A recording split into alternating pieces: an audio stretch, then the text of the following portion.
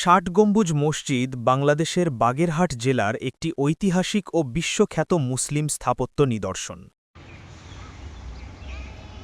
এটি বাগেরহাট শহর থেকে প্রায় ৭ কিলোমিটার পশ্চিমে খুলনা-বাগেরহাট মহাসড়কের উত্তর পাশে সুন্দরঘোনা গ্রামে অবস্থিত।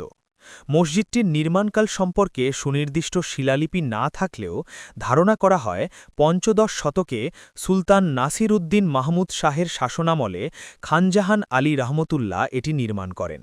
মূলত এটি একটি বিশাল দরবার হল হিসাবে ব্যবহৃত হতো, যেখানে ধর্মীয় দাওয়াত ও প্রশাসনিক কার্যক্রম পরিচালিত হতো। মসজিদটি ৬০ গম্বুজ নামে পরিচিত হলেও এতে মোট ৮১টি গম্বুজ রয়েছে। ৭ সারিতে ১১টি করে ৭৭টি এবং ৪ কোণে ৪টি গম্বুজ। মসজিদের দেওয়াল প্রায় ৮.৫ ফুট পুরু এবং এর স্থাপত্যে তুগলক ধারার প্রভাব স্পষ্টভাবে দেখা যায়। মসজিদটি দীর্ঘদিন অবহেলায় থাকলেও ১৮৭১ সালে এটি পুনরাবিষ্কৃত হয় এবং পরে একাধিকবার সংস্কার করা হয়। বর্তমানে একসঙ্গে প্রায় ২৫০০ মুসল্লি এখানে নামাজ আদায় করতে পারেন। ১৯৮৩ সালে ইউনেস্কো ৬০ গম্বুজ মসজিদ সহ খানজাহান আলীর স্থাপত্যসমূহকে বিশ্ব ঐতিহ্যবাহী স্থান হিসাবে স্বীকৃতি দেয়।